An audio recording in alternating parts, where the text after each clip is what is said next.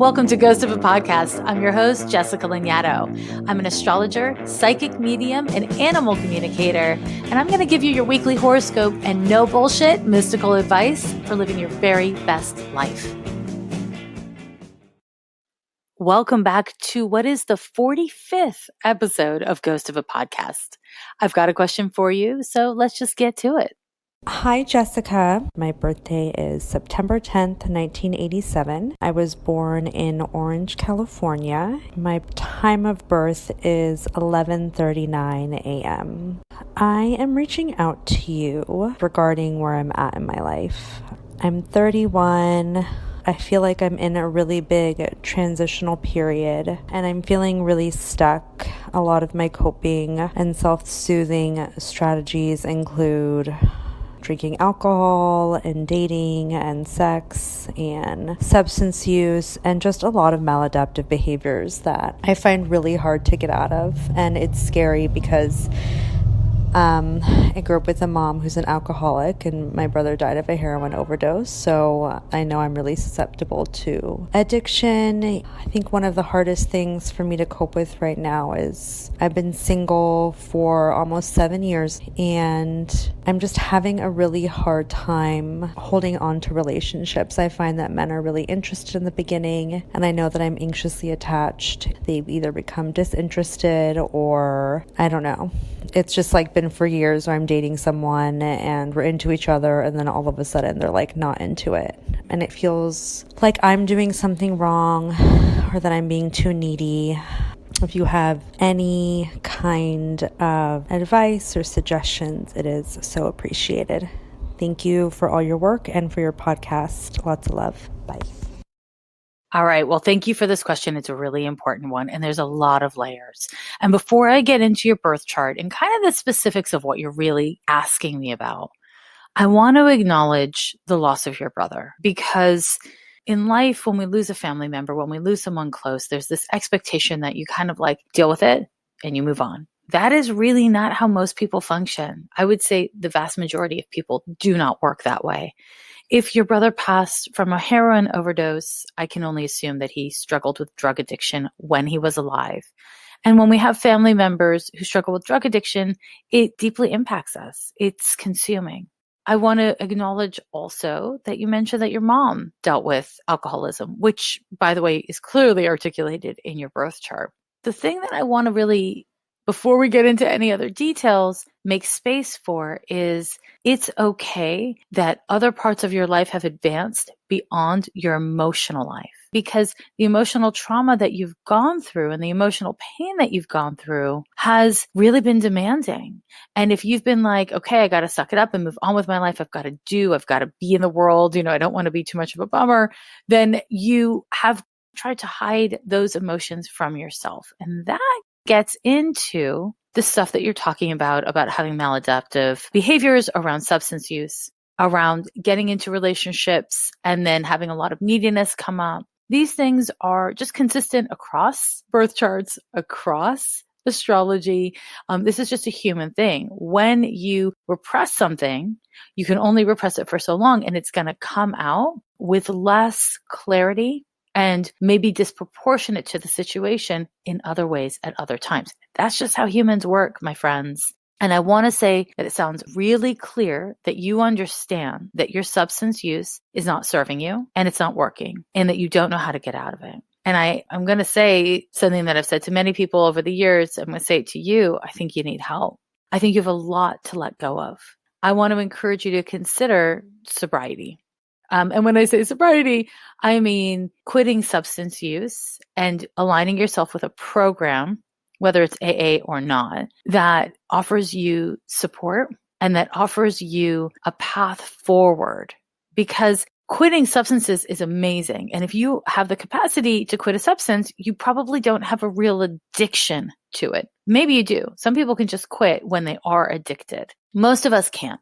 Most of us need to pull out behaviors and then replace those behaviors, right? And it's really hard to do that when the thing that is driving your behavior is in part your body and in part an evasion or avoidance of feelings, because this is the drill. There's only one reason why we get lit. There's only one reason why we get fucked up. and it's to feel different than we're feeling. So whether it's a glass of wine at the end of the day or it's doing Molly all weekend, it doesn't matter in a way. I mean, of course, these are different behaviors and they have different impacts on your health and they take a different amount of time. But the bottom line is when you imbibe a substance, you're doing it so that you can feel differently than you currently feel. That's the reason. And when we have a lifestyle over the course of whether it's days or months or certainly years or decades, where we are using in a consistent and meaningful way any substance, what that means is we don't know how to tolerate our emotions. We don't want to tolerate our emotions. And then we don't have the skills to tolerate our emotions. And you have in your birth chart a Jupiter Moon conjunction, which indicates that you are in many ways naturally resilient. You are somebody who likes to be happy and you like to be positive. That said, it is also a placement that can coincide with being a heavy drinker because you probably can metabolize alcohol pretty well. So you can probably drink a lot. And then once you're drunk or buzzed or whatever, then other drugs come in inevitably. The chances that you can self-regulate your drinking, I don't know if they're high or low, but I do know that that is the hardest way to go. It is the hardest way to go for you. You're a really social being. Yes, Virgos are said to be somewhat introverted. You also have a Scorpio rising, which can be quite introverted. But you have your sun sandwiched between Venus and Mars. You have that Moon Jupiter conjunction in Aries. You like people. People like you. I think that part of what you've figured out to do is to medicate your social anxiety and your shyness and your introversion. You've figured out a way to medicate your unpleasant feelings, but the medication's turning on you, right? It's not, you don't want to always be medicated. You want to be able to access your feelings and connect with other people in a way that actually works for you. Now, this brings me to another part of what you're speaking to, which is you're acknowledging that your substance use and your coping tools aren't working and that you date men and that when you date men, it starts off fun and light and lovely and then it backfires. When you start to bring your feelings and your needs and the truth of who you are to the situation, it doesn't work or they just ghost on you. So I want to really get into this because if you are meeting people and you're buzzed and everything is light and easy. And the truth of the matter is you're actually a really deep contemplative person who's looking for a meaningful commitment. Then what happens is in a way, when you're starting off relationships, you're being misleading about who and what you are. And you're not doing it willfully and you're not like trying to mislead people. You're trying to get liked and you're trying to have a nice time. But the guys you're probably choosing are pretty much good for just that. Like a fun, nice time. And this comes to, can you meet the people you want to meet doing the activities you're doing? How realistic is it? You know, are you waiting ultimately for some magic man to pop into your life to magically heal the problems that you have? And those problems are ultimately with yourself. So honestly, that's just not going to work. You know, it's possible. I don't want to say it's impossible, but the central issue in your life is you. And if you want to have the kind of relationships that actually last with men, then you need to focus on the relationship with yourself first. And this brings me to what's happening for you astrologically. You are going through a Neptune square to your natal Saturn and opposite your natal Sun. And what this kind of shakes down to for you is you are questioning yourself and what is real. And this period of your life is likely to bring up a great deal of anxiety and uncertainty. The way to respond to those things is not to shove it down because that'll make you feel really anxious. It's to fortify and nurture yourself. When we go through Neptune transits, we have the impulse to starve ourselves out, to deny ourselves. And that is the worst possible thing to do. I would contend that the most nurturing action you could take is to pull out your substance use and add in more nurturing actions, more nurturing behaviors, and more nurturing connections. What I'm recommending is a slow and somewhat painful path, but you're in pain now. And as I have said before on the podcast, and I will say a million times again, there are two kinds of pain in life. There's the kind of pain that breaks you down, and there's the kind of pain that helps you heal. And the pain that helps you heal sometimes is a lot worse than the pain that destroys you. That doesn't mean it's to be avoided. Pain is not to be avoided. Destructive pain is to be avoided. And there is a meaningful difference. And what I love about your question and what really drew me to your question is you have all the cognitive understanding that a person can hope for. You're really intelligent, and that is reiterated in your chart. I mean, you're really smart, but that doesn't mean anything about emotional integration. That doesn't mean that you have taken what you understand cognitively and decided to honor your own wellness. There is no magic bullet in life. There's no magic person who's going to make you like or love yourself. There's no way you're going to wake up one day and just be fine with things that aren't okay in your past and in your present. I want to really support you by encouraging you to at least try 60 days without any substances. See what relationships it costs you. Those aren't good relationships anyways. See what comes up for you. You'll probably feel awful. Like emotionally, you'll feel bad feelings. Those feelings are the feelings you don't know how to deal with. So it shall suck, but it is a great and healing pain. It is a great and healing thing to feel the shitty feelings that you're effectively medicating away with your activities and medication, like self-prescribed medications that you're taking. And I am calling them medications because I think you're trying to avoid feelings and you're doing a good job of it with the substances you're using. The other thing I want to say about this is actually about something you haven't mentioned. Now, you didn't mention whether or not you wanted kids. But when I look at your birth chart and I look at the fact that you have the North Node in Aries in the 5th house, that you have Saturn conjunct Uranus in the 1st, when I see Neptune as the focal planet to a T-square, and I see Pluto in the 12th, all of these things together make me really wonder whether or not you want kids. Now, this isn't really about whether or not you want kids. It's more about whether or not you want to be a mom. And I want to just acknowledge that you don't have to have kids. You don't have to be a mom. And you have every right to date and marry a man and to say, I don't want to procreate. I don't want to make a baby out of my body. Or I don't want to parent. Or to say, I will only do these things if we make a really clear co-parenting agreement where you do the lion's share of the parenting. I'll go forth and work and make money and all these things, and I want you to do more of the parenting at home. I think that this is really important for me to say because I certainly have noticed in counseling women who don't feel that they have a right to say, I don't want to parent. I don't want to be a mom. That women do this unconscious self-sabotage where you don't get into partnerships that could lead to that question being answered because you don't believe in your right to say no. And so that you're kind of avoiding having to answer the question at all. So I want to really just throw that in there. If you have ambiguity or you have a no, that's okay. Lead with that. Give yourself permission to say, until I have a clear, firm yes, it's not a damn yes. And that is a perfectly healthy and appropriate thing for any person to do, and certainly for you to do. In giving yourself permission to say, it's not off the table 100%, but it's off the table at this time for me. And it's not a given that I'll say yes. That, if you can give yourself that, it might be easier to get involved with someone and have it lead to something more long-term, where the question is even an option. So, my dear, I hope this is helpful. I hope you take really nurturing and supportive care of yourself day by day. And when you falter, when you make mistakes, when you backslide, because we all do that shit, be gentle and be firm with yourself and just try again tomorrow.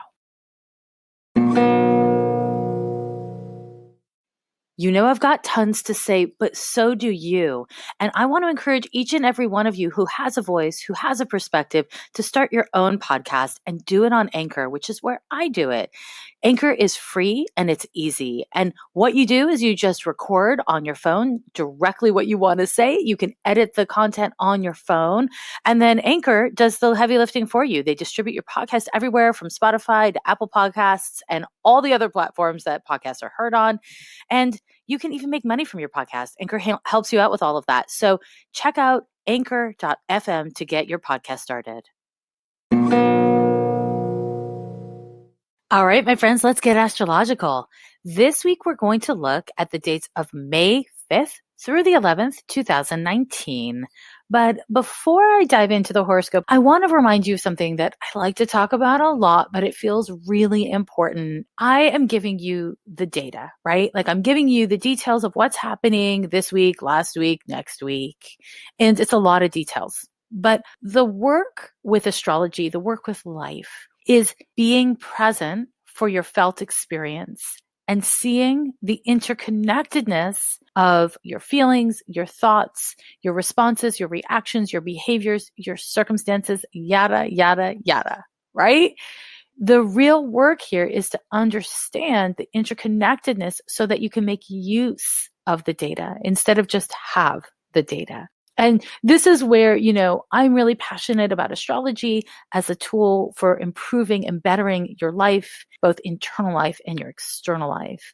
It's not really possible to do that if you're only using it as kind of like an interesting factoid thing, which I'm not mad at interesting factoids. I'm just really, I'm a counselor and I really want to support you in getting as much value from this information as possible. We had this really powerful new moon on the 4th. It's big. It was a big shift. And anything related to the moon is about emotions. Any big emotional shift requires time for gestation and integration. So if we blow past that new moon and just get into this week's astrology without acknowledging the space needed for integrating and working into our felt experience, whatever it is that came up, then it's just kind of blah, blah, blah, right? I'm a huge fan of new moon rituals and full moon rituals and all that kind of stuff. And also, if you're not doing the work all month long to integrate and be present for whatever it is that's coming up around these lunar shifts, then again, you might be shifting into your mind what is meant to be worked out through the heart.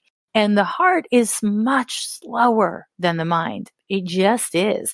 That is normal and part of life, especially life where, you have a full-time job and you're running around taking care of other people or, your car breaks or the freaking internet doesn't work or whatever. With the information that I give you week after week, there are going to be weeks where it's really useful for you to really pay attention to all the details. And there's going to be other weeks where you need to kind of put it out of your head so you can just be present.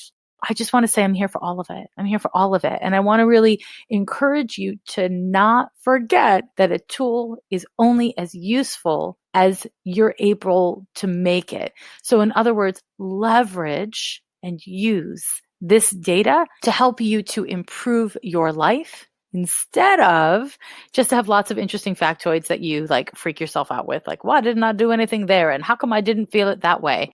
So that's my little intro. I like an intro. And then we get into the horoscope. So on the 5th, we have a Mars opposition to Jupiter, and it is happening on Cinco de Mayo. The thing about Mars opposite Jupiter is about cross-cultural learning. It is about expansion. Where we see Jupiter, we see the potential to learn about other cultures and other ways of being. This is an expansive planet. Mars is the little male symbol. It's about going out and getting it. It's mine. I'm taking it. I want it. I deserve it. I'm entitled to it. And so when Mars forms an opposition to Jupiter, you can be a real jerk. You can be a grabby jerk. You can act in ways that are inconsiderate of other people or other cultures. And if you are doing that shit on Cinco de Mayo, please stop yourself and stop your behavior. Do not wear other people's ethnicity, nationality, or race as a costume ever in any context, my friends. Never. If you've done it before, I just want to say, okay, we're all learning quick.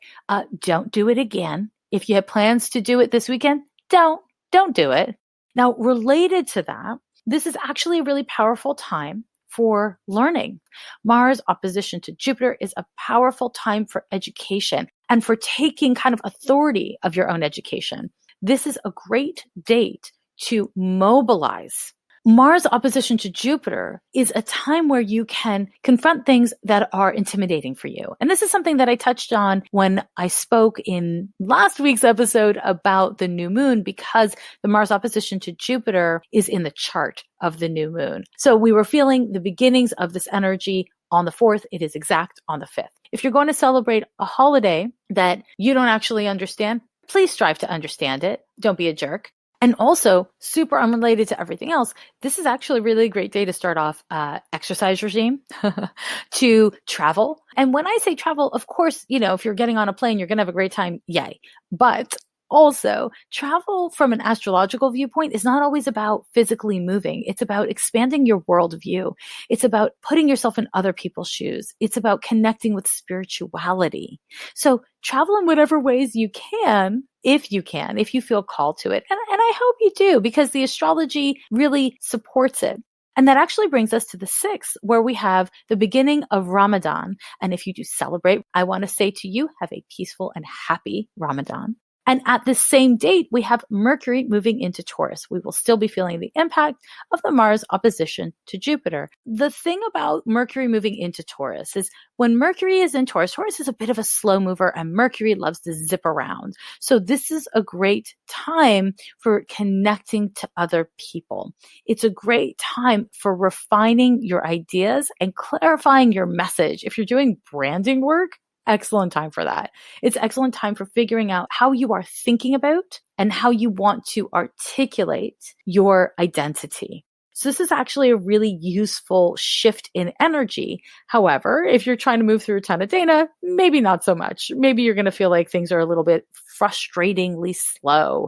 But these transits are mobilizing and we all need to move. If you've been feeling stuck in a rut, this week is going to confront you with what it is that you're stuck around and give you the tools for getting out. But nothing happens on its own. Like I said, astrology is a tool that you've got to choose to use. It doesn't do the work for you. And that brings us to the 7th, my friends. On the 7th, we have an exact Venus square to Saturn. When Venus forms a square to Saturn, and we'll feel this a couple days around the 7th, but it's exact on the 7th, we generally have difficulty with relating to other people. This transit triggers a sense of loneliness. And part of why it does that is because it makes us feel existentially self-aware. It makes us really clear about how things aren't working with other people. It makes the glass half empty. It brings up pessimism. Do not compare yourself to other people. Do not compare yourself to who you were X amount of years ago or who you think you should be in X amount of years. This is a time to stay present and to really pay attention to the very real differences between you and other people and whether or not you can tolerate those differences, whether or not those differences make you feel a certain way versus indicate that things are broken or not working. There is a space between how you feel and what is happening. And I want you to investigate that space. You are entitled and have a right to feel however you feel. From the 6th until about the 10th, we are in some heavy energy. There's a major shift happening. And it is asking us to get more clear about who we are, where we are, and what we want to do about it. Those are the questions to ask yourself. Who are you? Where are you? And what do you want to do about it?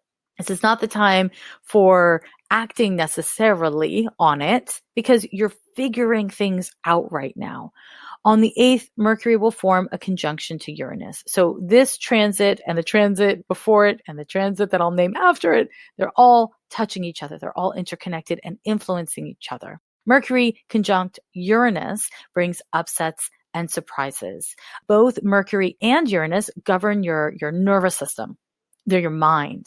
This can bring up a lot of nervous tension. This can be a time where you're just distracted and you've got too many things in your mind all at once. That's the negative. The positive is this can bring innovation. It can open you up to new ways of seeing things. It can inspire you to connect with different kinds of people in new ways. It's actually really exciting and cool.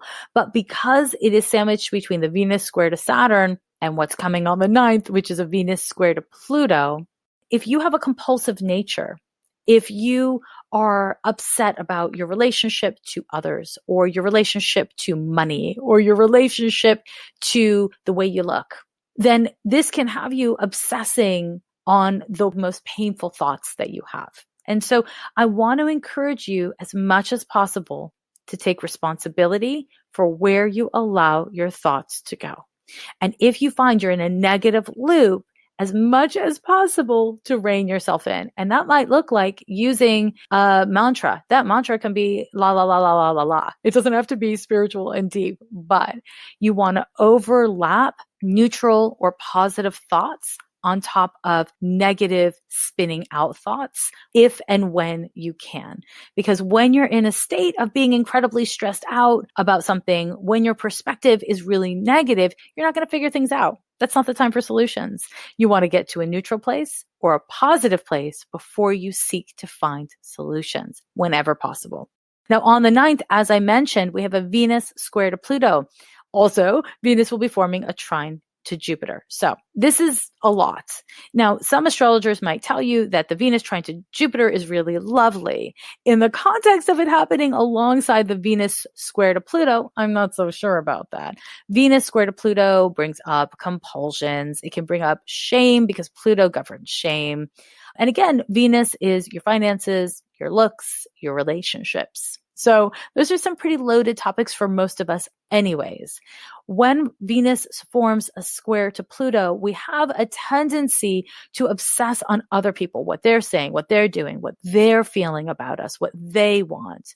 Because Jupiter will be involved, there will be energy supporting you and going very far in any direction you go. When you find yourself obsessing on everyone or anyone but you have lost the thread, my loves, lost the damn thread. As much as possible, rein in compulsions and obsessions. Instead of fixating on what other people think, feel, want, did, or may do, instead focus on the present moment. You don't need to fix anything. You don't need to heal anything. You certainly don't need to psychic anything. But what you do need to do is be interested in your own compulsions. What is the language of your compulsions? What is the directive of your compulsions? In other words, what are your compulsions telling you you should or shouldn't be doing? Just be interested enough to start to think, do I actually agree? Because the good news of that Mercury conjunction to Uranus and the Venus square to Saturn is that it supports you in unpacking in new ways and sticking with the hard work. So the unpacking in new ways comes from Mercury, Uranus, and the sticking with the hard work is from Venus, Saturn. Nothing happens on its own. You have to make the choices to make it happen. And, you might make the choice and fail miserably or fail moderately or be only moderately successful. You get the point. You get where I'm going. The point is to try. The point is to be as intentional as possible and to bring greater consciousness into your own inner world and your own inner dialogue. Because the more self-aware you can be about your thoughts and about your attitudes and about your feelings, the more flexibility you have, aka the more power you have to change. And that is what it's all about. Not that you constantly be making changes, but you have the capacity to make those changes. That you have the muscle built to be able to make choices in the face of your unpleasant, compulsive, or destructive impulses. And that brings me to the 11th.